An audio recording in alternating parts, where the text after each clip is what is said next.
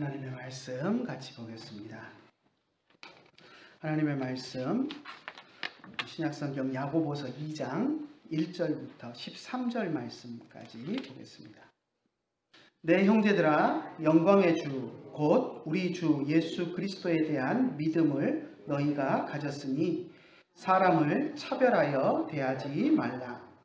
만일 너희 회당에 금가락지를 띠고 아름다운 옷을 입은 사람이 들어오고 또 남루한 옷을 입은 가난한 사람이 들어올 때 너희가 아름다운 옷을 입은 자를 눈여겨보고 말하되 여기 좋은 자리에 앉으소서 하고 또 가난한 자에게 말하되 너는 거기 서 있든지 내 발등상 아래 앉으라 하면 너희끼리 서로 차별하며 악한 생각으로 판단하는 자가 되는 것이 아니냐. 내 사랑하는 형제들아, 들을지어다.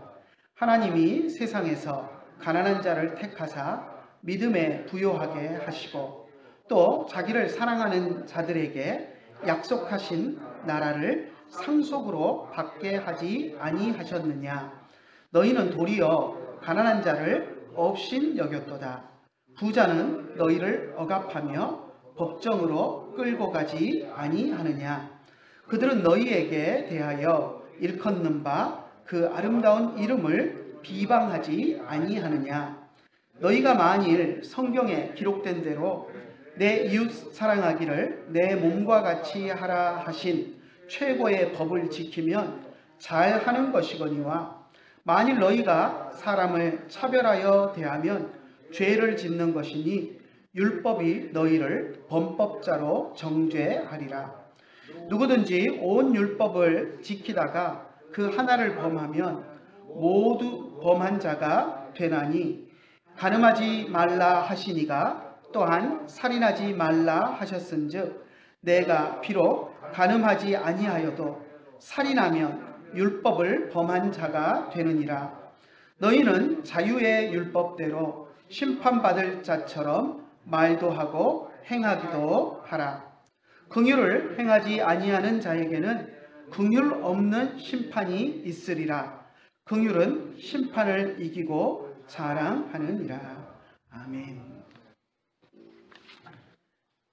오늘 우리가 야고보서 2장 1절에서 13절 말씀까지 읽었고요. 제가 제목을 착시현상을 극복하라라는 제목을 붙여보았습니다. 사람들은 누구나 눈에 보이는 것을 믿습니다. 그런데 우리 눈은 수많은 착각을 일으킵니다. 앞에 제가 제목에 띄워놨던 그림인데요. 여러분, 이 그림이 가로로 이렇게 줄이 쳐져 있는데 줄이 삐뚤게 보이십니까? 똑바로 보이십니까? 삐뚤삐뚤하게 보이시죠? 그런데 자를 대가지고 정확히 보면 윗줄이나 아랫줄이나 간격이 똑같습니다. 그러니까 똑같이 직선으로 평행하게 쭉 그은 것인데 가운데 있는 이 검정검정한 이 사각형 그 무늬 때문에 우리 눈에 줄이 하나는 이렇게 삐딱하게 하나는 이렇게 삐딱하게 그렇게 있는 것처럼 우리 눈에 그렇게 보일 뿐입니다. 하지만 정확하게 도구를 사용해서 자로 재보면 1mm도 오차 없이 나란하게 반듯한 줄이 그어져 있는 것을 확인하게 됩니다. 우리가 눈으로 보고 믿는 것들이 우리를 속이는 경우가 참 많습니다. 그래서 어떤 각도로 보느냐, 어떻게 우리가 마음가짐을 가지고 보느냐에 따라서 전혀 다르게 보이는 것들이 너무나도 많습니다. 우리의 눈은 그만큼 정확하지 않습니다. 그런데 많은 사람들이 눈에 보이는 것을 가지고 판단하고 또 신앙생활을 해갑니다. 1세기에 있었던 우리 신앙의 선배들, 1세기 그리스도인들도 우리와 크게 다르지 않았습니다. 눈에 보이는 것만 가지고 사람을 판단하고 차별하는 그런 잘못을 범했습니다. 그래서 야고보가 그런 성도들을 향해서 눈에 보이는 것만을 가지고 판단하여서 사람을 차별하는 어리석음을 범하지 말라라고 권면했습니다. 오늘 우리가 읽은 본문이 바로 그 내용을 주로 이야기를 하고 있습니다. 1절 한번 우리가 같이 한번 볼까요? 1절 같이 읽습니다. 내 형제들아, 영광의 주 곧 우리 주 예수 그리스도에 대한 믿음을 너희가 가졌으니 사람을 차별하여 대하지 말라. 세상 사람들은 외모를 봅니다. 그것은 어쩌면 당연한 것입니다. 왜냐하면 사람들에게는 내면을 볼 수 있는 눈이 없기 때문입니다. 그래서 사람들은 화려하게 차려입은 사람에게 열광합니다. 또 비싸고 좋은 차를 타는 사람을 우러러 봅니다.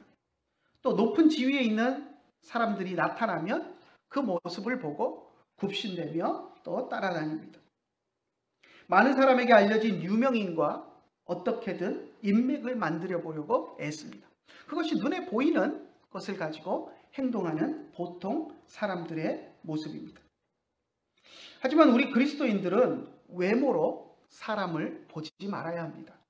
그래서 야고보가 우리를 향해서 사람을 차별하여 대하지 말라. 외모로 보고 사람을 차별하지 말라라고 이야기했습니다. 왜냐하면 우리가 사람을 외모로 차별하지 말아야 하는 이유를 이제 앞에서 1절 앞부분에서 이야기하고 있는데요. 우리가 섬기는 하나님은 사람의 중심을 보시는 분이고 외모로 사람을 평가하시는 것을 싫어하는 하나님이기 때문입니다. 1절에서도 그 이유를 우리에게 분명히 이야기하는데요. 다시 한번 읽어볼까요? 앞에 부분을 중심으로 다시 한번 읽어봅시다. 내 형제들아, 영광의 주 곧 우리 주 예수 그리스도에 대한 믿음을 너희가 가졌으니 사람을 차별하여 대하지 말라. 사람을 차별하지 말라는 이유를 뭐라고 이야기합니까? 우리가 예수 그리스도에 대한 믿음을 가진 사람이기 때문이다 라고 이야기했습니다. 우리가 그리스도인으로서 바른 믿음을 가지고 있다면 외모를 가지고 사람을 차별해서는 안 된다라고 이야기하고 있습니다. 그 다음 2절에서 4절을 보면 야고보는 교회 안에서 이루어지는 차별의 구체적인 그런 예를 제시하고 있습니다. 어떤 차별을 이야기하고 있는지 다시 한번 살펴보겠습니다. 2절부터 4절까지 읽어봅시다. 만일 너희 회당에 금 가락지를 끼고 아름다운 옷을 입은 사람이 들어오고 또 남루한 옷을 입은 가난한 사람이 들어올 때 너희가 아름다운 옷을 입은 자를 눈여겨보고 말하되 여기 좋은 자리에 앉으소서 하고 또 가난한 자에게 말하되 너는 거기 서 있든지 내 발등상 아래 있으라 하면 너희끼리 서로 차별하며 악한 생각으로 판단하는 자가 되는 것이 아니냐. 2절에 보면 만일 너희 회당에 라고 이야기하고 있습니다. 회당을 이야기합니다. 갑자기. 우리가 좀 성경을 읽다가 당황스러울 수가 있습니다. 왜 유대인의 회당을 왜 갑자기 우리 그리스도인들에게 이야기할까 하고 당황할 수 있습니다. 우리가 아는 회당은 유대인들이 여호와 하나님을 예배하기 위해서 모이던 장소를 이야기합니다. 예수님께서도 이 땅에 계실 때 가버나움 회당을 비롯해서 여러 회당을 다니시면서 유대인들 예식에 예배에 참석하셔서 그곳에서 복음을 전하셨습니다. 사도 바울도 전도 여행을 하는 그러한 내용들을 사도행전에서 읽으면 사도 바울도 가는 곳마다 제일 먼저 유대인의 회당이 있는지를 보고 회당이 있는 곳에서는 회당에 들어가서 회당을 중심으로 복음을 전했습니다. 그런데 복음을 받아들여서 예수를 믿은 사람들은 더 이상 유대인의 회당에 가지 않고 독자적으로 교회를 만들고 공동체를 만들고 그리고 예배를 드렸습니다. 오늘날 우리가 교회라고 부르는 것입니다. 그런데 이미 1세기에 예수님 승천하신 이후에 교회들이 세워졌고 예루살렘 교회가 세워졌고 또 예루살렘의 박해로 인해서 예루살렘을 떠난 많은 성도들이 흩어진 각각의 곳에서 교회를 이루고 공동체를 이루고 모여서 예배드리는 교회가 있고 공동체가 있는데 야고보는 왜 1세기 그리스도인들에게 만일 너희 교회라고 이야기하지 않고 만일 너희 회당에라고 이야기를 했을까요? 왜냐하면 아직 교회라는 명칭이 구분되지 않았기 때문입니다. 회당에 익숙한 사람들이 그리스도인의 공동체인 교회를 이룬 후에도 교회의 명칭은 그냥 회당이라는 명칭을 사용을 했습니다. 그러니까 회당이라는 것이 꼭 유대인들이 예수님을 안 믿는 유대인들이 모이는 곳만일 회당이다 이렇게 하는 것이 아니라 그냥 종교적인 이유로 모여서 예배하는 곳은 그냥 을의 회당이다라고 부르는 그런 형태였다라고 생각하면 쉬울 것 같습니다. 비슷한 예로 옛날 우리 중국의 당나라 때 서방에서 기독교가 전파되어 옵니다. 그때 이제 기독교가 전파되어 온 것은 페르시아 지역에서 이제 우리가 이제 네스토리우스파로 알려진 기독교의 한 분파인데요. 중국의 당나라에 와서 경교라는 이름으로 이제 예수 그리스도를 전하고 복음을 전했습니다. 그런데 그 교회 이름을 뭐라고 지은지 아십니까? 처음에 당나라 수도에 세워진 교회의 이름이 파사사라는 이름을 붙였습니다.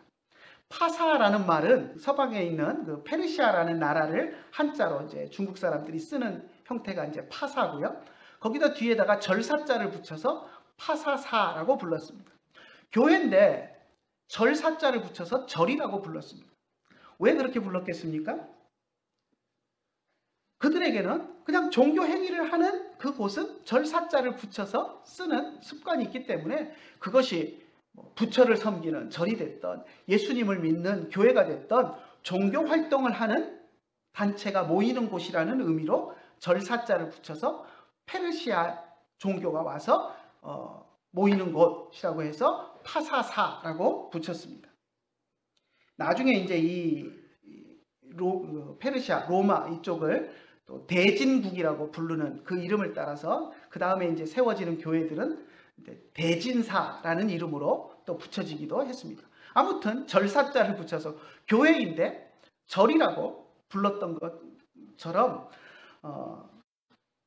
1세기 우리 교회들도 유대인들의 회당이 아니지만 예수님을 믿는 공동체로 모여서 예배하는 공동체가 교회로 모였지만 그 부르는 이름을 아직 교회라고 구분된 명칭이 생기지 않고 그냥 회당이라는 이름으로 그렇게 불렸던 것입니다. 그래서 지금 야고보가 너희 회당에 라고 이야기하고 있습니다. 그렇지만 이것은 유대인 회당을 이야기하는 것이 아니라 우리 그리스도인 공동체가 모이는 교회를 이렇게 회당이라는 이름으로 부르는 것이지 결코 유대인 회당을 이야기하고 있는 것이 아닙니다. 그러니까 우리가 번역할 때 너희 교회라고 번역해도 다르지 않습니다. 그런데 이제 헬라어 단어가 회당을 의미하는 시나고그를 써놓고 있기 때문에 이제 번역하는 분들이 그냥 회당으로 그렇게 번역을 했습니다. 자, 만일 너희 회당에, 너희 교회에 금가락지를 끼고 아름다운 옷을 입은 사람이 들어오고 또 동시에 남루한 옷을 입은 가난한 사람이 들어올 때 너희가 어떻게 행동을 하겠느냐 하는 것입니다. 옛날 유대인의 회당에도 로마의 고위층들이 발길을 하는 경우가 많았습니다.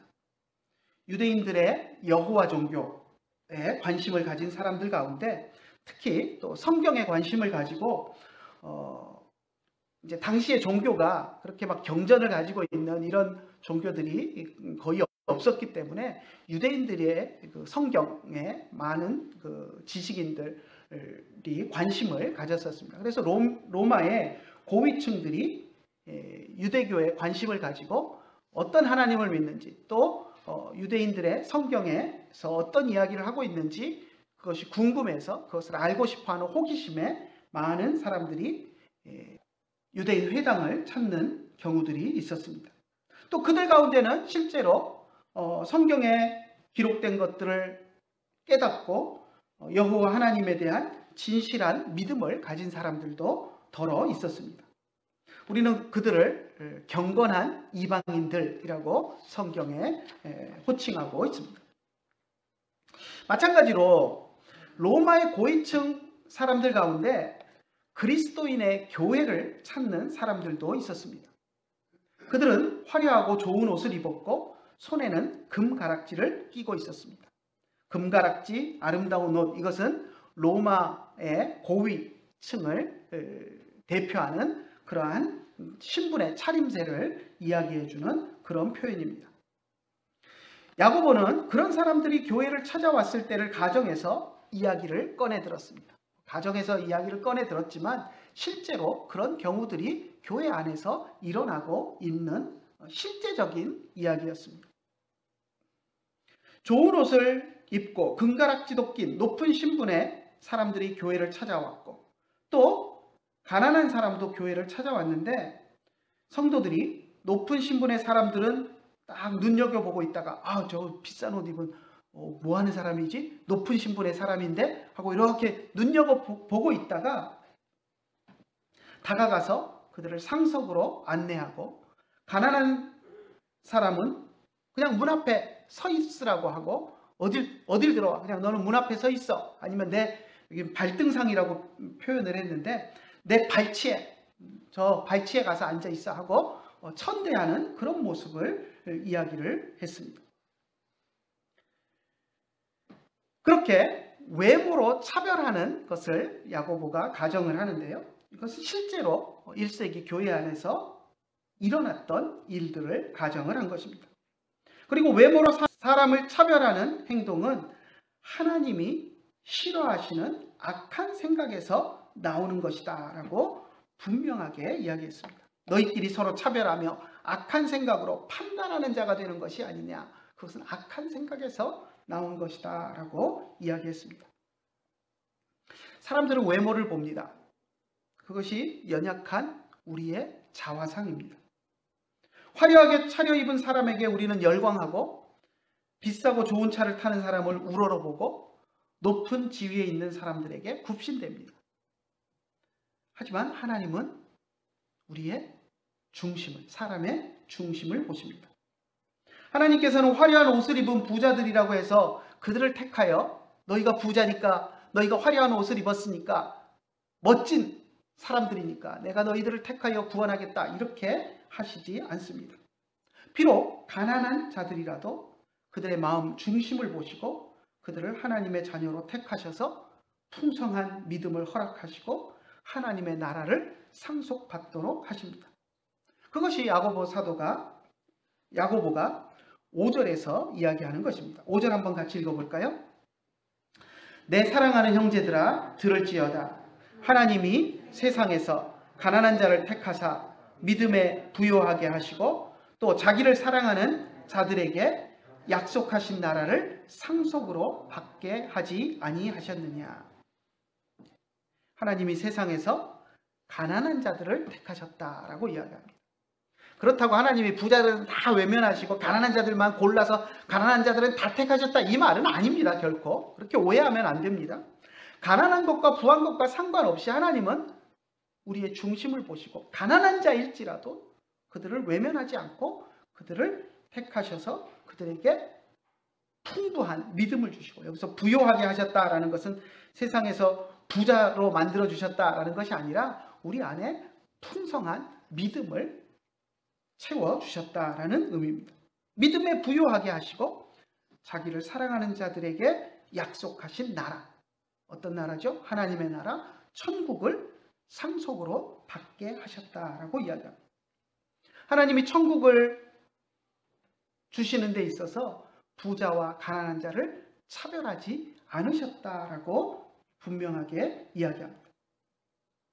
만약 하나님께서 돈 많은 자를 택하여 하나님 백성 삼으신다면, 고에게 돈을 지불해야 예수님의 제자가 될 수 있다면 우리 가운데 누가 하나님의 백성이 될 수 있겠습니까? 고에게 수업료를 내야 예수님의 제자가 될 수 있다면 예수님의 제자가 될 수 있는 사람이 누가 있겠습니까? 만약 하나님께서 똑똑한 자를 골라서 하나님의 백성을 삼으신다면 과연 누가 하나님의 백성이 될 수 있겠습니까? 여러분 될 수 있겠습니까? 여러분 하나님이 돈 많이 내면 천국을 주시겠다라고 한다면 우리 가운데 누가 돈 많이 내고 천국을 살 수 있는 사람이 있겠습니까? 똑똑한 사람을 시험 쳐가지고 시험 봐서 천국을 주시겠다라고 하면 과연 그 시험을 통과해서 천국을 소유할 수 있는 사람이 얼마나 되겠습니까? 오늘날 많은 성도들이 이 구절을 읽고 나서 나는 교회에서 좋은 옷을 입은 부자라고 우대하지도 않았고 가난한 사람이라고 차별하지도 않았어 라고 하면서 이 구절이 나와 상관없는 구절이다 이렇게 생각하는 사람들이 많이 있습니다. 아마 여러분 가운데도 대부분이 나는 뭐 특별히 부자라고 선하게 더 잘 대해주거나 가난한 사람이라고 막대하거나 함부로 하지 않았는데 나는 이 구절과 별 해당 사항이 없어. 아마 대부분이 그렇게 생각하실 것입니다. 야고보가 이야기한 것처럼 교회 안에서 못 보던 사람이 좋은 옷을 입고 나타나거나 허름한 옷을 입고 나타나는 경우만 생각하기 때문입니다. 그리고 그런 경우 차별하지 않았으면 됐지라고 생각을 합니다. 하지만 오늘 우리들이 생각해야 될 것은 오늘날 우리 많은 성도들이 교회 생활을 하면서 실제로 이런 차별을 하면서 살아가고 있다는 것입니다. 예를 들어 봅시다. 예를 들어서 오늘날 많은 성도들이 목사님의 설교를 들을 때 수준 높은 명연설을 기대합니다. 목사님의 어눌한 표현 속에서 하나님의 말씀을 찾으려고 하지 않습니다. 목사님의 말이 어눌하고 버벅대고 실수가 많고 좀 말하는 투가 무식해 보이면 어떡합니까? 에이 듣기 싫어 목사가 뭐 저래 하면서 안 들으려고 합니다. 옷이 행색이 별로 화려하지 않고 남루한 옷을 입고 초라한 옷을 입고 강단에 서면 그 행색에 벌써 실망감이 마음속에 배어들어서 그 목사님을 통해서 나오는 하나님의 말씀을 들으려고 하지 않습니다. 오히려 하나님의 말씀은 없는데 사람들을 울리고 웃기는 명강사의 강연을 더 좋아합니다. 키 크고 잘생긴 목사님이 명품 멋진 옷으로 양복을 쫙 차려입고 그리고 나타나서 굵직한 목소리로 은혜롭게 말하면 그 내용은 보지도 않고 와 은혜롭다 저 목사님 진짜 멋있다 이러면서 거기에 매료됩니다. 외모로 사람을 차별하는 것입니다. 초라한 행색에 말도 더듬어가면서 하나님의 말씀을 전하는 것보다 화려한 외모를 가지고 멋진 옷을 입은 사람이 멋있는 톤으로 성경과 별 볼 일 없는 성경과 전혀 관계없는 말을 하는 것을 사람들은 더 멋있게 보고 박수 쳐주고 좋아한다는 것입니다. 이것이 외모를 가지고 사람을 차별하는 것입니다. 예배도 마찬가지입니다. 오늘날 많은 사람들이 화려한 조명이 있고 또 수많은 악기들이 찬송을 연주하고 소프라노, 테너, 전문 찬양 사역자들이 찬양을 멋있게 부르는 그런 예배를 좋아합니다. 내가 얼마나 진실하게 하나님을 찾고 예배할 것인가에는 관심이 없고 화려한 조명과 음악 연주가 예배를 채워주면 그것으로 만족하고 좋아합니다.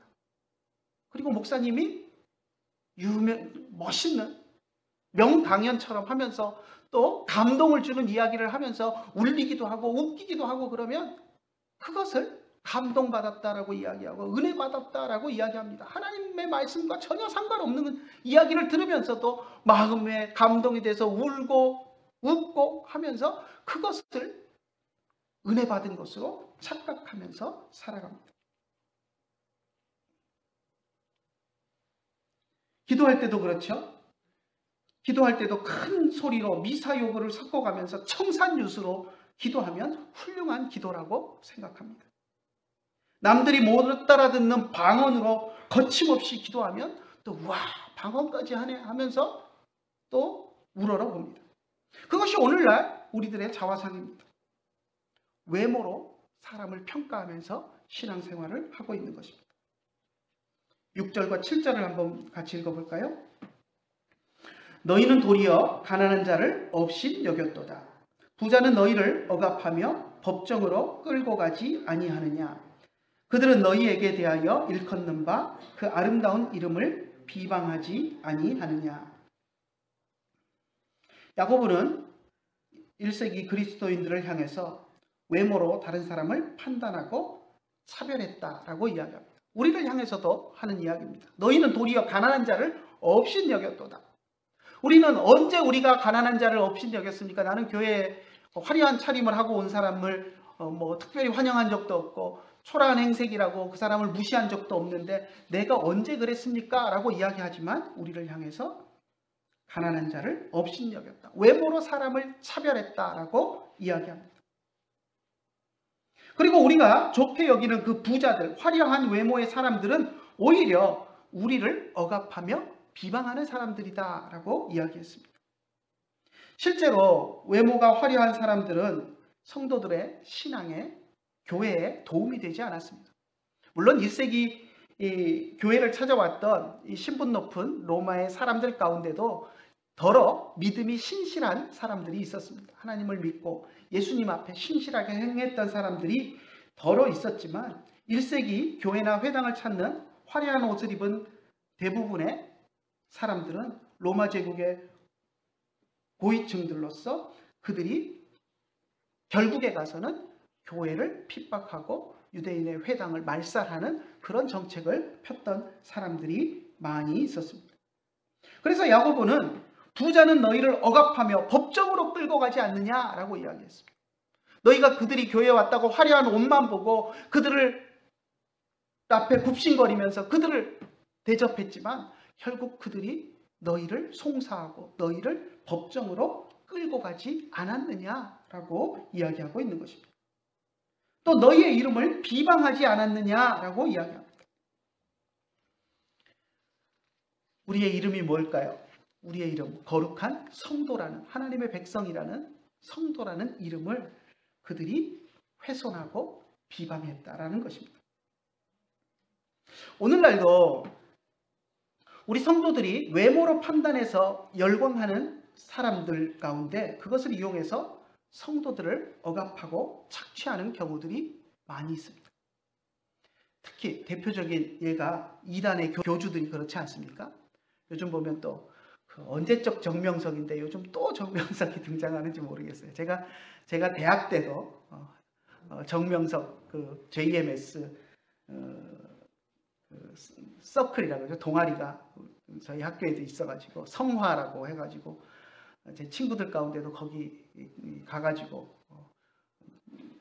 또 유혹돼서 가는 친구들도 있고 그래가지고 제가 대학 때 진짜 가봤습니다. 저 낙성대에 있는 정명석이네 교회에 도대체 뭐 하는 데인가 제가 주일 오후에 한번 가본 적이 있는데 이걸 왜 사람들이 이렇게 열광을 하나 하고 이제 가보고 도저히 안 되겠어서 제가 막 유인물 만들어서 복사집에서 막 제가 이제 조사한 것을 가지고 유인물을 만들어서 복사집에 복사 떠서 막 온 학교에 돌리고 그랬더니 또 그 사람들이 또 떡대 같은 사람들이 막 수업 시간에 천문학 태양계 천문학 시간이었는데 수업 시간 전에 막 와가지고 막 저를 협박하기도 하고 그랬었는데 그 언제적 정명석이 지금까지도 또 사람들을 유린하는 것을 보는데 그 정명석이 앞에 단에 섰을 때도 보면 하얀 양복을 입고 서가지고 사람들을 호리게 그렇게 나타나가지고 또 젊은 사람들이 궁금해할 만한 것들을 그건 말도 안 되는 교리인데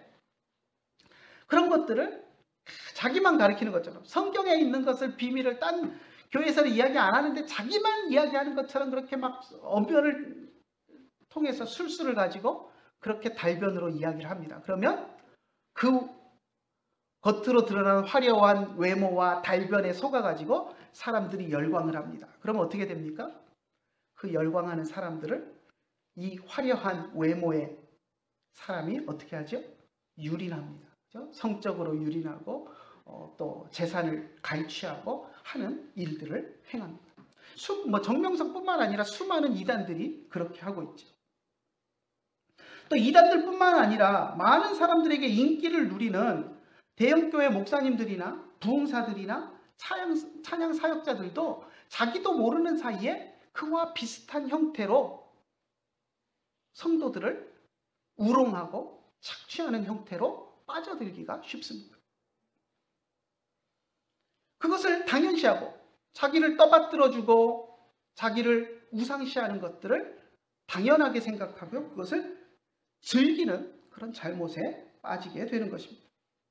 그렇기 때문에 우리는 외모를 가지고 사람을 판단하고 열광하는 그런 오류에 빠지지 말아야 합니다. 우리가 사람을 차별하지 않아야 하는 것은 궁극적으로 내 이웃을 내 자신과 같이 사랑하라 하신 하나님의 말씀을, 계명을 지키는 것입니다. 가난한 자가 되었건 부자가 되었건 높은 지위에 있는 사람이건 밑바닥 인생을 사는 사람이건 모두가 다 우리의 이웃입니다. 그리고 하나님이 우리에게 명령하신 사랑의 대상입니다. 그래서 우리는 사람의 외모를 가지고 차별하지 말고 모든 사람을 긍휼히 여기고 사랑해야 합니다. 8절을 한번 같이 읽어볼까요? 너희가 만일 성경에 기록된 대로 내 이웃 사랑하기를 내 몸과 같이 하라 하신 최고의 법을 지키면 잘하는 것이거니와. 이웃사랑은 율법의 2대 강령입니다. 우리가 이제 구약성경에 수많은 율법이 나오죠. 그런데 예수님께서 율법사가 예수님을 찾아와서 율법 중에서 그 수많은 율법 중에서 가장 큰 계명이 어떤 것입니까? 라고 질문했을 때 이제 그런 질문이 나오면 보통 율법 중에서 제일 큰 계명이 어떤 것입니까? 그러면 여러 율법 등 중에서 요것이 제일 중요하다. 요것은 딴 것보다도 이것 우선 지켜야 된다고 하나를 뽑아서 이야기해야 될 것 같은데 예수님은 그렇게 대답하시지 않고 모든 율법을 통틀어서 둘로 압축해서 모든 율법을 포괄하는 두 가지를 이야기를 하셨습니다. 그것이 무엇이었습니까? 첫 번째, 하나님을 내 몸과 마음과 뜻을 다하여서 사랑해라. 하나님 사랑이라는 첫 번째 대강령을 이야기하셨고요. 두 번째, 내 이웃을 내 몸과 같이 사랑해라 하는 말씀을 하셨습니다. 그래서 오늘날 신학자들이 이 두 가지를 예수님이 이제 십계명을 둘로 딱 정리를 해주신 것이다. 물론 십계명 외에 다른 계명들도 다 포함되지만 십계명을 1계명부터 4계명은 하나님에 관한 것인데 그 1계명부터 4계명은 하나님 사랑, 또 5계명부터 10계명까지는 이웃들과의 관계 속에서 이것저것 하지 말고 해야 할 것들을 이야기하는데 그것은 이웃사랑. 이렇게 예수님이 십계명을 딱 둘로 정리를 하셨다라고 오늘날 신학자들이 그렇게 이야기를 합니다. 아무튼 이웃을 사랑하라 라는 것은 예수님이 말씀하셨던 율법의 2대 강령 중에 하나일 만큼 아주 우리에게 중요한 그러한 계명입니다.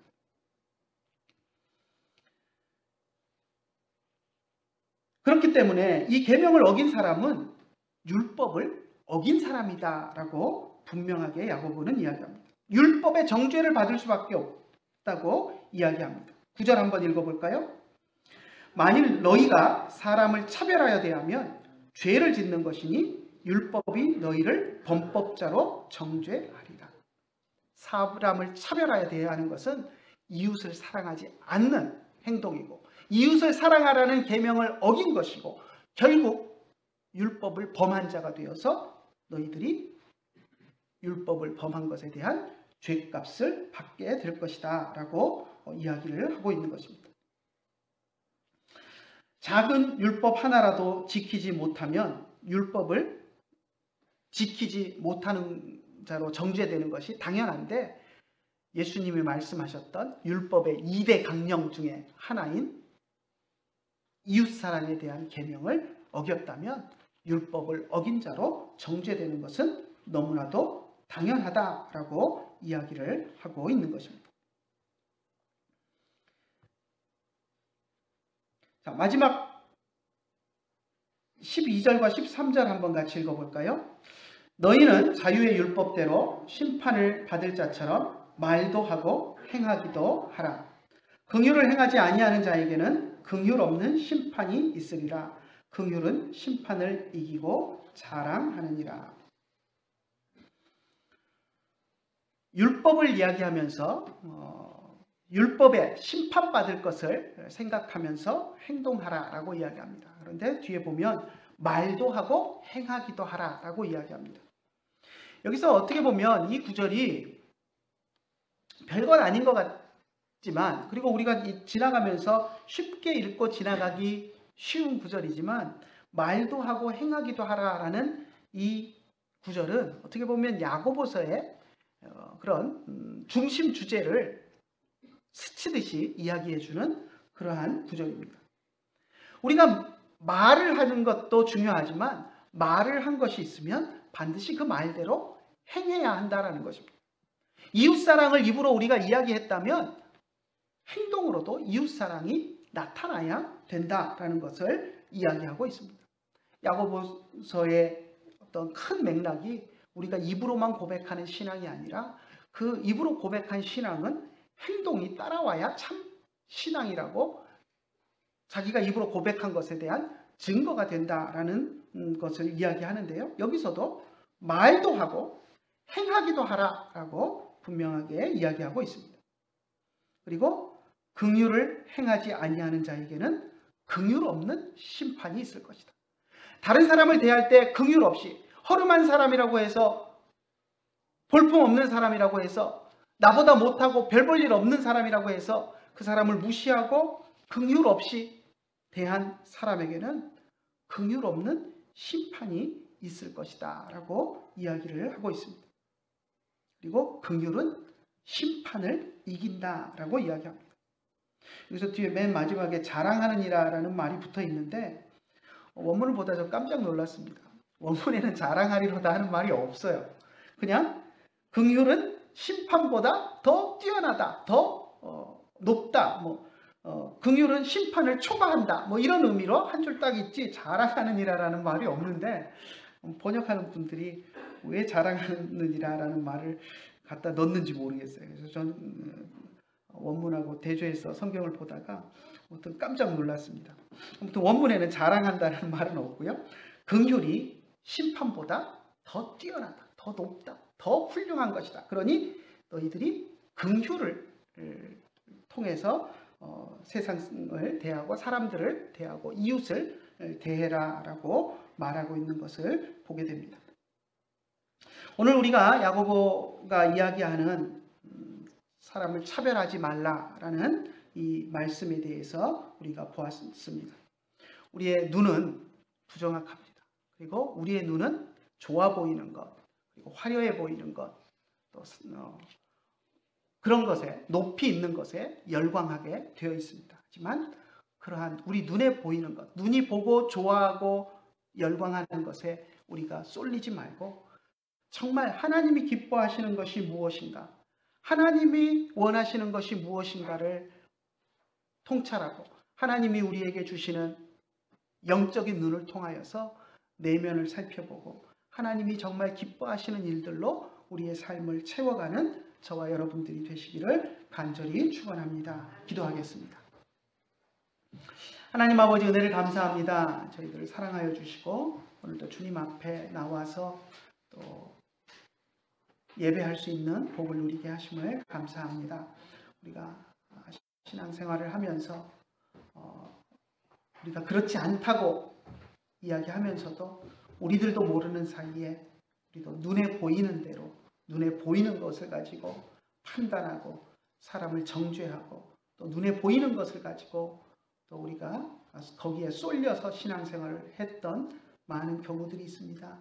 하나님, 우리의 어리석은 눈을 감겨주시고 영적인 눈을 띄워주셔서 우리가 보지 못하던 것들을 볼 수 있도록 하여 주시고 우리 육신의 눈에 보이는 것으로 판단하지 않도록 인도하여 주시고 정말로 하나님의 말씀에 비추어서 정말로 하나님의 말씀이 무엇을 우리에게 원하시는지, 하나님이 무엇을 기뻐하시는지를 생각하며 행동하고 신앙생활을 해나가는 우리들이 될 수 있도록 인도하여 주시옵소서. 눈에 보이는 것에 속지 않도록 주님이 성령으로 인도하시고 지켜주시기를 간절히 원하오며 우리 주 예수님의 이름으로 기도드리옵나이다. 아멘. 평안 나눔하겠습니다. 베아타 샬롬, 우베이트카 샬롬, 베콜 아쉐르 레카 샬롬. 내 영혼 평안해. 내 영혼 평안해. 기도하겠습니다.